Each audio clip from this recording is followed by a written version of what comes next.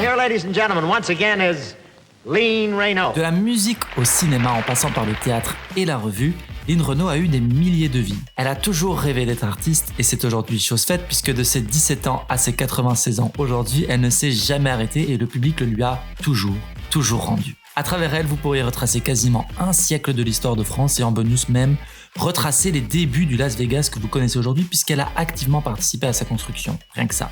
Vous comprenez donc très vite que cet épisode s'est imposé à moi tout naturellement. Je suis Xavier Del Fuego, bienvenue dans Iconic. I don't feel like an icon. It's crazy. Iconic and amazing people. J'ai été une idole. I do think I am a goddess. On me considère comme un symbole sexuel. Legendary. Iconic. That is what style icons do.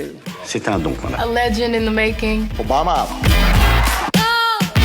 Bonjour à tous et bienvenue dans ce nouvel épisode d'Iconic. Vous le savez peut-être, Iconic, c'est le podcast qui questionne la place que certaines personnalités ont pu prendre et ont pu devenir iconiques. Alors évidemment, je me fais un petit kiff, je choisis les noms et les personnes qui vont être affichées dans ce podcast et ma programmation est un chaos total, un chaos sans nom. Et en vrai, j'aime trop ça. Alors passer de Daft Punk à Lynn Renaud aujourd'hui, en passant par Angela Merkel au début, c'est vraiment iconique en soi et je suis sûr que personne n'objectera là-dessus. Mais si vous objectez sur d'autres sujets, des sujets dont je parle ici, on peut se retrouver sur les réseaux sociaux, principalement Instagram, @IconicPodcast. C'est là que se passe plein de choses. Vous avez aussi la possibilité de découvrir ce podcast en vidéo. Vous ne me verrez pas dedans, mais vous verrez en tout cas les images dont je vous parle. C'est aussi sympa à voir, même si à l'audio, ça marche parfaitement. Vous le savez peut-être, j'adore me plonger dans les histoires d'une personnalité en particulier, la comprendre et voir ce qu'elle laisse comme héritage. Et vous allez voir qu'ici, avec Lynn Renaud, c'est totalement colossal. Parce que oui, alors sur le papier, je vais tout vous dire. Lynn Renaud, c'est pas un sujet méga sexy qui va attirer les foules. Et pourtant, elle a tout de même laissé une trace indélébile sur la culture et plus loin que ça sur l'image de la France dans le monde entier. On le voit même récemment, alors j'avais écrit ce podcast il y a quelques semaines, pensant que Lynn Renaud était iconique. Je le savais au fond de moi qu'elle était iconique et que ça avait toute sa place dans ce podcast. Et Airbnb a confirmé mes dires, puisqu'il y a une pub d'Airbnb qui tourne en ce moment avec une chanson de Lynn Renaud. Vous l'avez peut-être vu, cette pub où ils mettent des photos de personnes comme vous et moi qui sont en vacances et ils les agrémentent un peu d'une musique. Il y a eu une version hyper cool avec un couple de personnes âgées sur la chanson Bonnie and Clyde de Beyoncé et Jay-Z. Et en ce moment, ils ont pris peut-être le contre-pied où ils ont mis des jeunes avec la chanson Relaxez-vous de Lynn Renaud. Relax, relax, relax, relaxez-vous. Alors à partir du moment où Lynn Renaud a quand même une pub mondiale où elle est mise au même étage, on va dire, que Beyoncé, on ne peut pas me dire que Lynn Renaud n'est pas iconique. Alors évidemment, sa carrière ne se résume pas à ça. Ça n'a pas été évident à résumer. Lynn Renaud ne pouvait pas imaginer quoi que ce soit de ce qu'elle a vécu, puisque pour elle, c'était un rêve inatteignable. Elle a grandi dans une ville du nord de la France et pour elle, fille de classe populaire, c'était carrément inespéré pour elle, même si elle n'a jamais renoncé à devenir l'artiste qu'elle rêvait d'être. Croire, c'est important. Oui, croire que c'est possible. Déjà, c'est important. Mais il y a une chose qu'il faut savoir quand même, c'est que derrière tout ça, il y a beaucoup de travail. C'est aujourd'hui chose faite, on peut le dire à 94 ans que c'est une artiste, mais pour la nouvelle génération, Lynn Renaud représente surtout le site d'action et la vieille dame, la vieille grand-mère qu'on adore sur les plateaux télé, mais pas plus que ça finalement. Elle est là sans que l'on sache réellement ce qu'elle a fait, sans que l'on sache qu'elle a une rue à son nom à Las Vegas, quand même iconique, sans que l'on sache qu'elle a vendu des millions de disques et tourné dans des dizaines de films. Alors c'est pour ça, selon moi, qu'un iconique qui retraçait tout cela s'imposait. Alors vous le savez peut-être aussi, rien, ou alors vous le découvrez aujourd'hui, mais en tout cas, rien n'est laissé au hasard dans Iconic. Et j'aurais pu juste choisir ce titre pour l'élégance de la chose et pour le truc que, en effet, Lynn Renaud est une reine et il n'y a pas de débat là-dessus. Quand je dis la dernière reine de France, il y a en réalité une vraie raison derrière. Et elle se résume en 2 raisons majeures. Reine de France, parce que je ne vous cache pas que quand vous écoutez les chansons de Lynn Renaud, en tout cas celles de ses débuts, vous avez vraiment l'impression d'écouter des chansons Disney de ces années-là. Par exemple, Blanche-Neige. Un jour, mon prince viendra. Lynn Renaud. Dans un coin perdu de montagne. La Belle au bois dormant.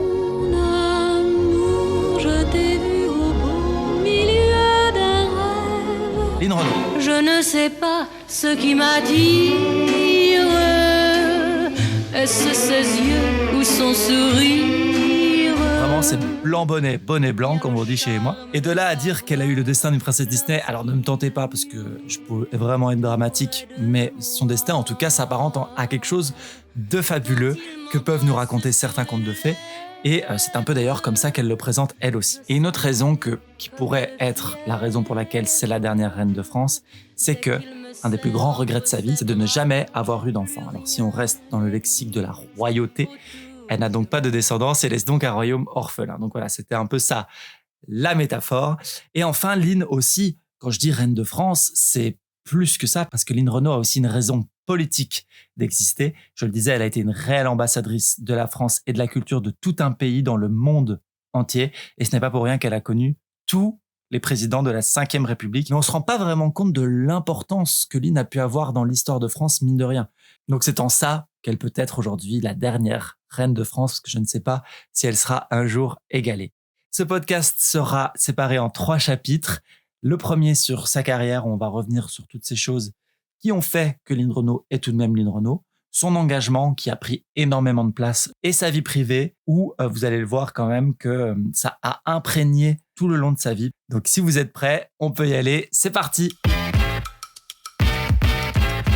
Alors quand Jacqueline Anté, son vrai nom, E-N-T-E, naît en 1928, sur les clichés, et vous pouvez aller les voir sur l'Instagram d'Iconic, ses yeux transpercent déjà les photos en noir et blanc. Elle grandit dans le Nord, dans un petit village non loin d'une ville ouvrière. Elle n'avait pas encore parlé, qu'elle savait déjà chanter Mademoiselle from Armentières.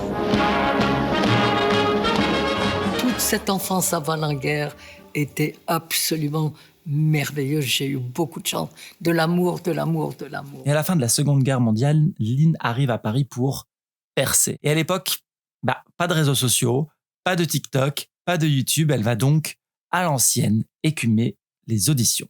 Pour ce faire, elle a quand même dû convaincre sa mère, qui était un fort caractère, de pouvoir aller tenter sa chance à Paris. Et sa mère se rendait bien compte qu'elle n'allait pas lâcher ça, que Lynn Renaud avait la niaque et que donc c'était impossible pour elle de l'empêcher de faire ça parce que de toute façon ça allait lui retomber dessus. Avec tout ce qu'elles avaient vécu en plus après la guerre, elle s'est dit bon allez quand même, je vais lui faire un petit plaisir. Et donc elles se sont fait un accord. Sa mère lui a donné 20 000 francs, soit 30 € aujourd'hui. Je pense qu'on faisait un peu plus à l'époque avec 30 € à Paris. Aujourd'hui, vous achetez un coca.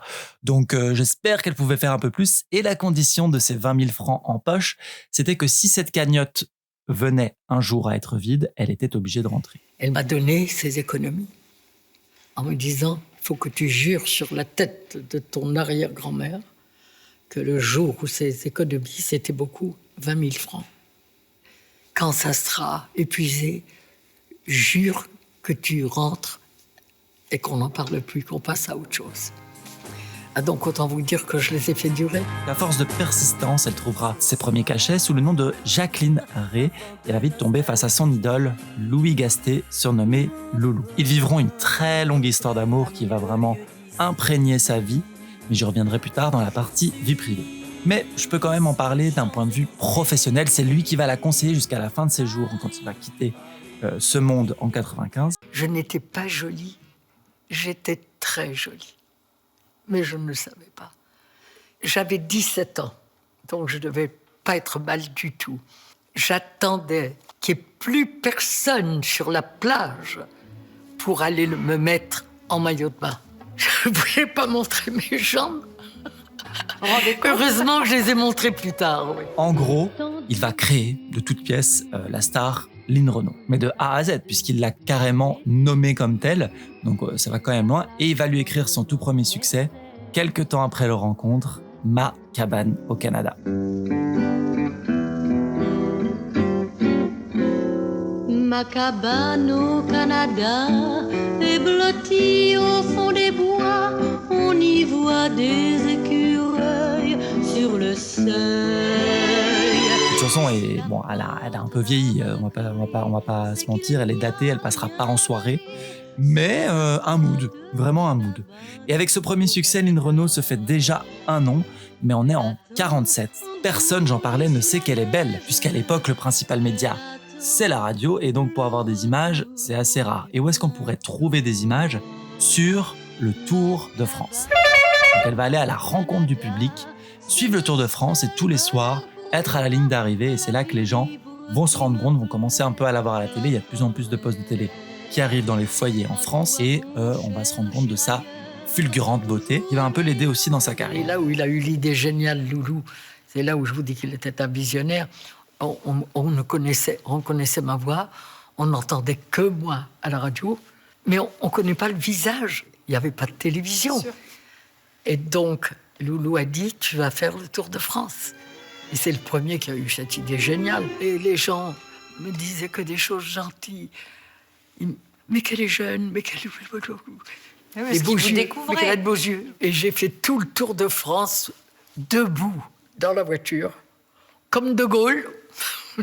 Un monde fou par le Tour de France. Et là, ce n'est rien exagéré si je vous dis que Lynn Renaud va en réalité devenir le visage littéralement, de la joie de l'après-guerre. Véritable star en France, et tout va aller très très vite, mine de rien, à un tel point qu'elle deviendra même la nouvelle ennemie jury d'Édith Piaf. Alors citez-moi encore une personne capable de dire sur cette terre, Édith Piaf a toujours eu une dent contre moi, je la cite, et elle était jalouse et capable de cruauté, au point de monter une cabale contre moi.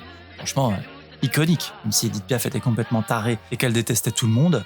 Franchement, c'est stylé. Et elle a fait une réunion en disant « Si Lynn continue à chanter, j'arrête ». Et la vie est ainsi faite que le soir, Bob Hope, les gens ne savent plus qui est Bob Hope, c'était la plus grande vedette du monde. Il est venu me voir et puis là, il m'a dit « Would you like to go to America ?» Sur un bout de papier qu'il a déchiré sur la nappe, il m'a dit « Vous êtes engagé pour 5 Bob Hope Shows ». J'ai dit « Tiens, tu donneras ça à Piaf. Dis-lui que je m'en vais, mais je pars en Amérique. » C'était méchant de sa part, quand même. Elle n'était pas gentille. Comme quoi, le destin. Elle suivra donc Bob Hope pour son émission aux États-Unis, une émission regardée tout de même par plus de 80 millions d'Américains. Je ne sais pas si vous vous rendez compte. I want all your love. I want you to care. I want a kiss from your lips. I want a look of your hair. Please. You're singeing my American Express checks. Watch yourself. Au-delà de la notoriété que celle-là lui apporte, elle y apprend surtout une chose essentielle et qui va jalonner le reste de sa carrière, le show à l'américaine. Et le professionnalisme qui en découle, et elle va vraiment l'importer en France, le rapporter avec elle dans ses valises pour ses spectacles. Et ça va fonctionner en réalité dans le monde entier, pas seulement en France, donc aux États-Unis évidemment, l'Europe aussi, mais aussi l'Afrique, l'Angleterre, où elle participera aux toutes premières émissions de télé là-bas, etc., etc. Et bon, une raison aussi intrinsèque qui fait partie des raisons principales, je ne déconne pas, de la création de ce podcast, c'est que quand j'ai découvert ça, je ne pouvais pas ne pas en parler. Je me devais de partager le fait que j'ai littéralement la même passion que Lynn Renaud à cette époque. En tout cas, je ne sais pas si elle avait cette passion, mais en tout cas, elle s'est retrouvée à faire la même chose exactement que moi, je fais à chaque soirée et que mes amis me disent de fermer ma gueule. Je me devais de partager que elle avait la passion de traduire les chansons anglophones en français. Alors c'est quelque chose qui se fait un peu moins, quoique c'est revenu un peu à la mode là sur TikTok il y a pas longtemps, j'ai vu ça. Et cette tendance, moi je l'adore et je trouve ça tellement iconique. C'est ainsi que cette chanson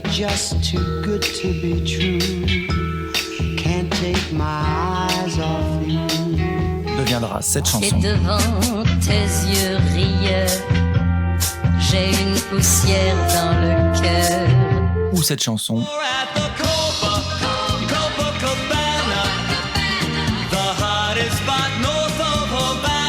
deviendra ce tube. La Rocopa, Copacabana, le point le plus chaud de la Havana.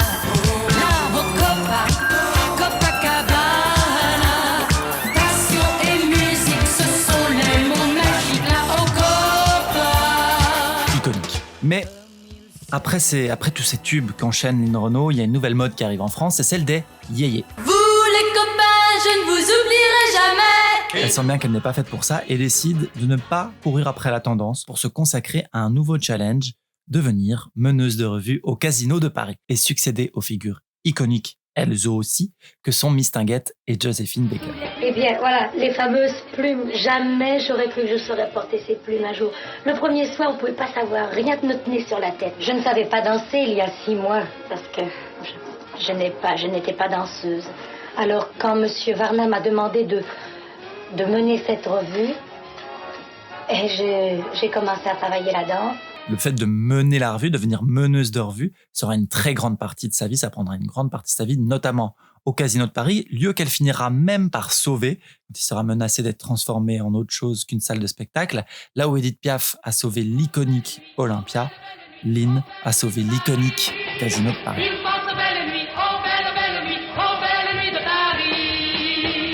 Elle sera meneuse de revue jusqu'à ses 51 ans, un record déjà pour ce métier en France et encore une fois aussi aux États-Unis, puisque ce nouveau pan de sa carrière la poussera à aller aux États-Unis. Elle le dit elle-même, même quand elle avait juré de ne plus retourner aux États-Unis, les États-Unis ont toujours fini par la rappeler. Donc elle était quand même aimantée par ce pays, il y avait une attraction entre elle et les États-Unis.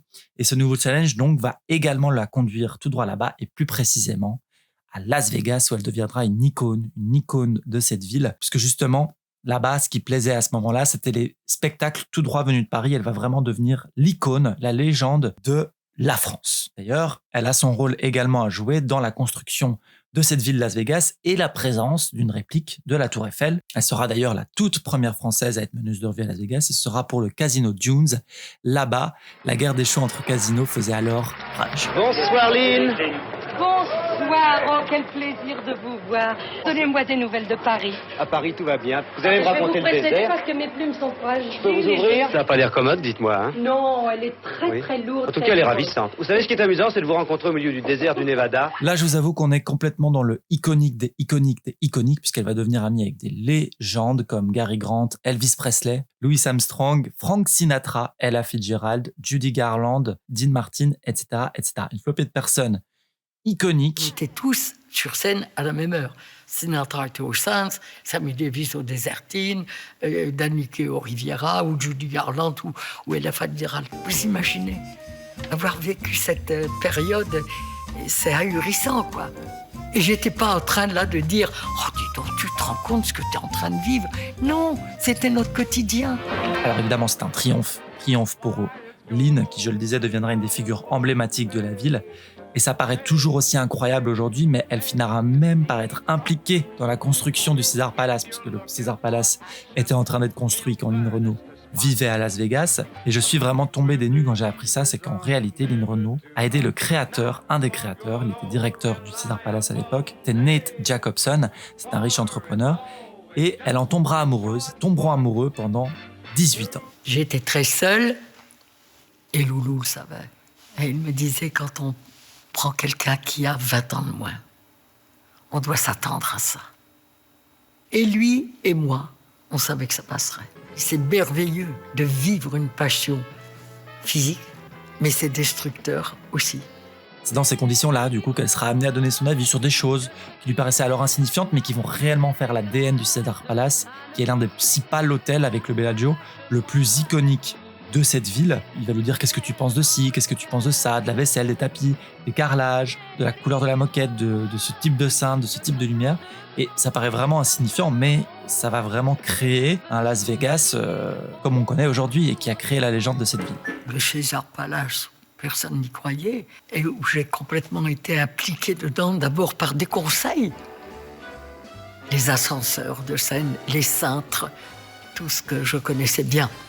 Ça a commencé comme ça. En vivant l'histoire du Caesars Palace, je regardais, je disais, cet homme était un génie. Et ce n'est donc pas un hasard qu'elle finira par avoir sa propre rue dans cette ville, parce que oui, si un jour vous avez la chance d'aller à Las Vegas, vous découvrirez au détour d'une balade la Lynn Renault Road, qui est très bien située d'ailleurs, selon la principale intéressée.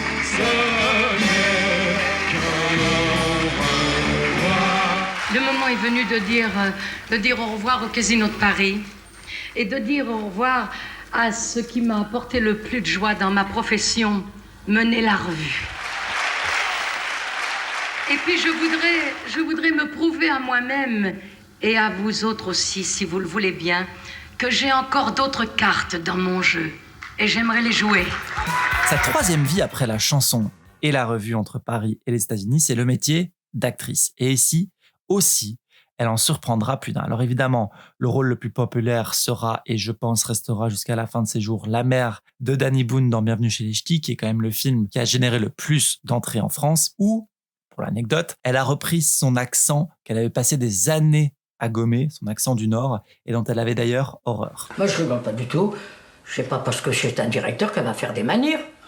Hein, ma garçon? Oui, madame. Mais avant d'arriver à ça, elle a aussi travaillé très très dur, et ce pendant des décennies, puisque c'est d'abord au théâtre qu'elle va commencer à jauger son jeu, et là aussi elle va enchaîner les triomphes. À partir du moment où je me montre dans un endroit public, je ne peux pas m'habiller comme tout le monde, moi. Il faut que je surprenne, que j'étonne.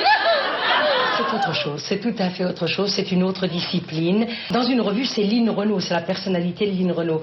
Dans une pièce, je dois faire passer la personnalité d'Amanda. Le succès viendra aussi au cinéma, je le disais, et à la télévision, mais c'est au théâtre et sur scène qu'elle se sent le plus à l'aise, et que ce soit le cinéma d'ailleurs, le théâtre ou la télévision, elle battra des records d'entrée et des records d'audience, une énième preuve de sa popularité. Elle n'a pas eu peur, contrairement à d'autres personnalités du cinéma, à investir le média qu'est la télévision. La télévision était très mal vue. C'était encore un média à cette époque qui n'était pas vu comme très prestigieux et qui était boudé par le monde du cinéma parce que la télévision, c'était trop populaire et pas assez qualitatif. Et donc, les stars du cinéma ne se prêtaient pas trop au jeu du téléfilm. Mais pour Lynn Renaud, il ne s'agissait pas du tout de bouder la télévision puisque, selon elle, c'est un peu similaire à la musique populaire qui a fait d'elle une star. Donc, ce serait un peu craché dans la soupe, selon elle.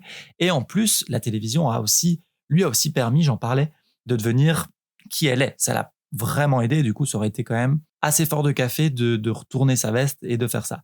Virginie Fira, si tu nous écoutes. Mais surtout, ce fut là un bon moment pour elle de transmettre des messages et sensibiliser sur des sujets de société, que ce soit l'homosexualité et le coming out, ou encore la transidentité, puisque grâce à une de ses idées notamment, le premier téléfilm sur ce sujet sera diffusé en 2014 seulement. Il s'appellera Belinda et moi, et il a permis à pas mal de personnes, et ça c'est aussi Lynn Renaud qui le dit, trans, de pouvoir comprendre et aussi s'assumer dans son identité. Alors pour elle, justement, pour Lynn Renaud, ces téléfilms sont injustement décriés car ils osent parfois plus que le cinéma en s'attardant sur des sujets beaucoup plus actuels et populaires avant le cinéma, même si parfois un peu trop simplistes ou dans le pathos, toujours selon elle, ils sont plus à l'écoute du public. Alors aujourd'hui, je le disais, ça a un peu changé, ils s'y prêtent un peu plus des grosses figures du cinéma qui tournent parfois dans des téléfilms, des Depardieu par exemple, et la télé est moins vue comme quelque chose de peu qualitatif. Quoi qu'il en soit, pour ce nouveau challenge de vie professionnelle, ça lui a pris 10 ans. Et oui, 10 ans pour se sentir réellement comédienne reconnue quand elle recevra enfin une lettre d'un fan où il était écrit Lynn Renaud, actrice. Et pourtant, dans ces 10 ans, elle avait eu pléthore de rôles et notamment 2 nominations quand même au César, mais comme quoi, fidèle à elle-même, c'est surtout le public et non les critiques ou le milieu du cinéma qui, selon elle, fait d'elle une actrice. Et ça, je trouve ça assez beau quand même. Et au final, Lynn Renaud a bel et bien eu plusieurs vies professionnelles et a traversé les âges naturellement sans trop se poser de questions.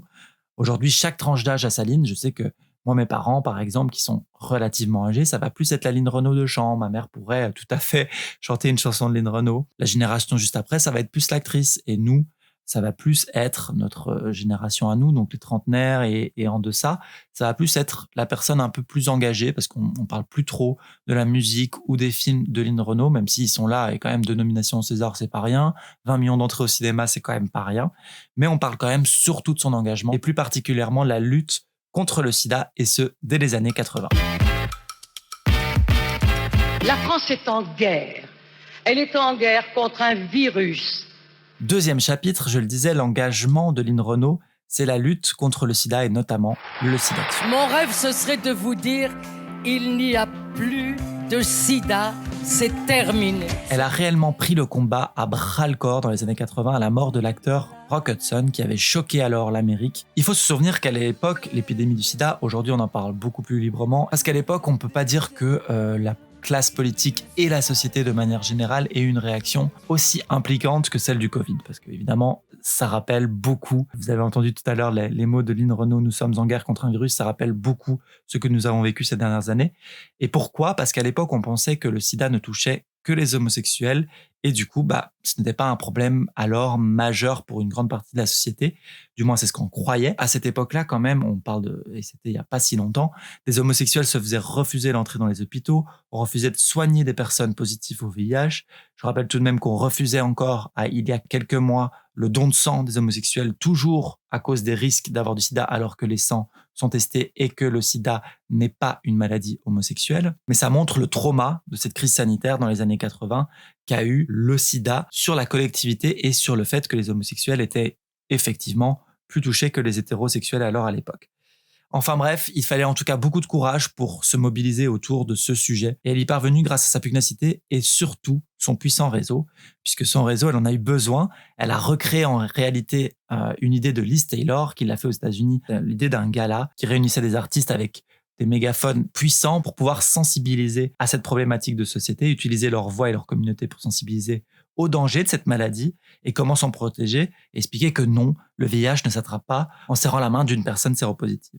Et ce qui s'est passé, c'est que Lynn Renault a assisté médusée en réalité au balbutiement du sida aux États-Unis, où les fake news, déjà elles, rendaient la population complètement tarée et parano, ça n'a pas trop changé, principalement envers les homosexuels, et il fallait, selon elle, sensibiliser rapidement les Français avant que ça n'arrive en France, chez qui là aussi la pandémie commence à faire rage, mais où c'était quand même moins mis en avant qu'aux États-Unis, même si des fake news empêchent. N'oubliez pas qu'en France, nous sommes le pays le plus touché d'Europe. Alors, la France est en guerre.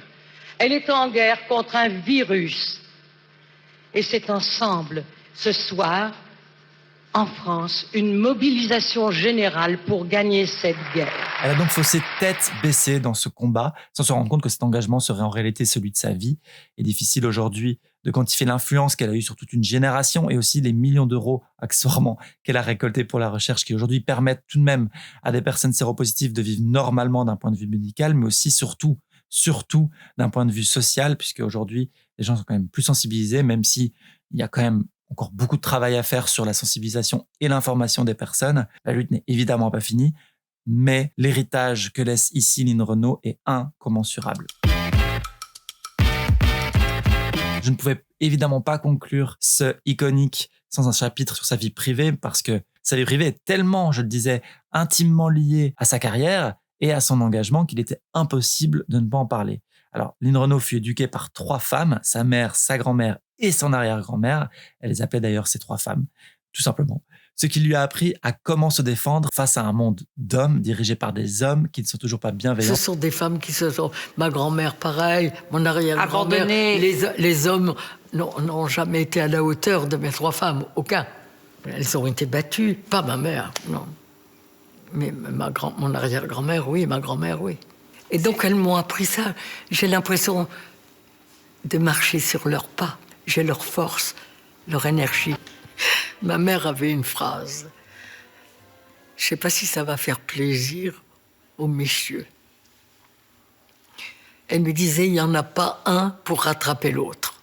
Des moments difficiles, elles en vivront beaucoup puisqu'elles vont vivre la guerre ensemble et parce que chaque jour était incertain puisqu'elle était quand même dans un milieu très populaire et que pour sa grand-mère, finir la journée avec de quoi manger, c'était le plus important. Ça venait toujours de la bouche de mon arrière-grand-mère. Ah, allez. Encore un jour où on n'a eu ni froid ni faim. Je les ai toujours vus, les manches retroussées, assurer le quotidien. Elles m'ont appris le travail. Elles m'ont donné la confiance. Il faut avoir confiance aussi, y croire. Et ma mère, c'était toujours... Allez, il faut regarder devant. Et plus tard, j'en parlais, dans des jours plus heureux, elle rencontre Loulou. Loulou, comme elle l'appelle, c'est Louis Gasté, le grand amour de sa vie, puisqu'elle le rencontre à 17 ans, alors qu'ils ont 20 ans d'écart, et ils se sépareront en 95, donc des dizaines d'années plus tard. Alors aujourd'hui, Louis Gasté, ça parle, franchement, je pense à personne. Mais en réalité, Louis Gasset, c'était une légende et une méga star de l'époque. Et c'est elle qui veut le rencontrer quand elle arrive à Paris parce qu'elle était littéralement fan. Elle chantait ses chansons à lui dans les bars de sa ville. Et donc, elle était surprise de voir, une fois qu'elle l'a vu, parce que je rappelle, pas de télé, pas trop d'images, elle était surprise de voir qu'en réalité, il faisait pas si vieux que ça et qu'il n'était pas si repoussant que ça. Et donc, elle va naturellement avoir le coup de foudre pour lui sans se soucier du tout de la différence d'âge. Et là, quand je me suis trouvée devant lui, bel homme, superbe. Il dit, alors vous voulez me rencontrer? Et je lui dis, non, pas vous, votre père. Et pour moi, Loulou Gastet, c'était, puisque je le chantais depuis que j'étais petite fille, c'était quelqu'un d'âgé. Et alors, c'était un très bel homme de 36 ans.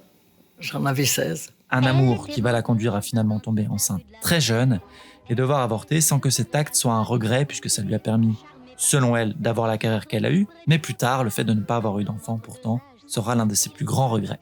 Il y a un manque quand même. Dans ma vie privée, il y a toujours eu un manque d'enfants. Donc, mais je considère que j'ai réussi ma vie privée. Jusqu'à 70 ans, ça me manque, quoi, ça m'a manqué. Mais si j'avais eu un enfant, je n'aurais pas fait la carrière. J'aurais d'abord été mère de famille. Dire maman, c'est probablement le mot le plus fort pour moi. Si vous me disiez quel est pour vous le mot le plus fort, je dirais maman. Mais déjà à l'époque, sans savoir le terme vraiment de tout ça, Lynn Renaud vivait ce qu'on appelle aujourd'hui du polyamour. J'en parlais, sa vie à Las Vegas l'a amenée à rencontrer un autre homme, Nate Jacobson, avec lequel elle a vécu une grande passion. Mais malgré cette passion qui l'animait avec lui, elle restera avec Louis Gasté, et ce, jusqu'à sa mort. Loulou a vécu une aventure amoureuse aussi, c'est ça le couple. Nous, on savait qu'on n'allait jamais divorcer. Et donc la personne pour qui j'ai eu une passion, les choses ont été mises au clair tout de suite. Je ne quitterai jamais Loulou. Parce que l'amour physique, ça passe. Le nôtre, ça ne passait pas. Et je regrette rien. Si je devais refaire ma vie, je changerais rien à ça. Je revivrais ça. Et ça a été très fort pour notre couple, pour Loulou et moi. Ça a été tellement fort. Et quand vous sauvez ça, ça veut dire que vous vous aimiez beaucoup. Puisque rien n'a jamais cassé ça. Alors quand je me suis plongé dans la vie de Lynn Renaud, souvent ce dont je me suis rendu compte, c'est que quand elle raconte sa vie, elle se surprend elle-même d'avoir osé faire ça, dire ça, entreprendre ça. Mais aujourd'hui, avec le recul, elle se rend bien compte que c'est en grande partie grâce à ce culot qu'elle doit sa carrière. Mais surtout son talent, parce que ce qui m'a choqué également quand je me suis plongé dans sa vie, c'est qu'elle parle souvent de la chance qu'elle a eue, la chance de rencontrer telle personne, de trouver ce public, de pouvoir changer de carrière à 40, à 50 ans. Mais elle ne parle jamais de son talent, T-A-L-E-N-T, talent, qui est tout de même la base de tout et qui lui permet d'avoir une carrière de 76 ans. 76 années de succès, c'est quand même pas mal, c'est quand même assez iconique. Et, mine de rien, Lynn Renaud est une des rares Françaises à être parvenue à avoir plusieurs carrières en elle. Selon moi, ça vient surtout de cette fibre américaine, on en parlait, qui lui a permis de sortir de ces cases dont il est très difficile de sortir en France, même si c'est en train de changer. Elle a sûrement ici bâti une voie pour de nouvelles générations puissent courir dessus. Je pense à Louane qui peut faire du cinéma, des succès, gagner un César, ou même Camélia Jordana, Virginie Efira qui a fait de la télévision et qui devient aujourd'hui actrice. Voilà. C'est quand même en train de changer, même si en France, on aime quand même mettre dans des cases. Et là, certaines personnes seront peut-être en désaccord avec moi, mais je trouve que peu importe ce que fait Lynn Renaud, peu importe son âge, peu importe l'intention qu'elle y met, il y a toujours un aspect moderne dans ce que fait Lynn Renaud. Dans les choix qu'elle a fait, dans sa carrière. J'en parlais des téléfilms d'actualité qui résonnent encore aujourd'hui dans notre société. Je pense réellement qu'elle peut tout faire et rester moderne malgré ses 76 années de carrière. Mais au final, si elle est encore là aujourd'hui, il n'y a pas de hasard, c'est qu'elle a bossé toute sa vie et elle continue encore aujourd'hui de travailler à son âge. Elle méritait donc bel et bien, je pense, un iconique. Et j'espère que maintenant, vous aussi, vous comprenez mon choix éditorial et que vous avez découvert à quel point elle est iconique, tellement iconique qu'il est difficile de croire que ce destin puisse être vrai. En vrai, des fois, quand vous lisez des trucs, vous vous dites « mais c'est pas possible ». Et pourtant, il n'y a pas de fake news ici. Merci à tous d'avoir suivi ce podcast d'Iconique. J'espère qu'il vous a plu et que vous avez appris plein de choses. J'espère vraiment. Pour le prochain, on se retrouve très rapidement, j'espère. N'hésitez pas à vous abonner sur les différentes plateformes, YouTube, Apple Podcasts, Spotify, Deezer, etc. Mettre un petit commentaire sur YouTube, mettre un petit commentaire sur Apple Podcasts, ça aide au référencement, tout ça. Et moi, je vous retrouve très très vite pour un autre podcast. En attendant, n'oubliez pas de streamer Lynn Renaud, regardez les films de Lynn Renaud et on se retrouve pour le prochain épisode. Merci à tous, au revoir. Elle s'appelait Lola, elle était showgirl, mais il y a 30 ans déjà, il y avait des shows dans ce temps-là. Maintenant c'est disco, mais pas pour Lola. Toutes ses plumes sont fanées et son cœur est déchiré. Elle boit et dans son verre revoit son univers. Quand elle rêvait d'être une star, Tony tenait le bar.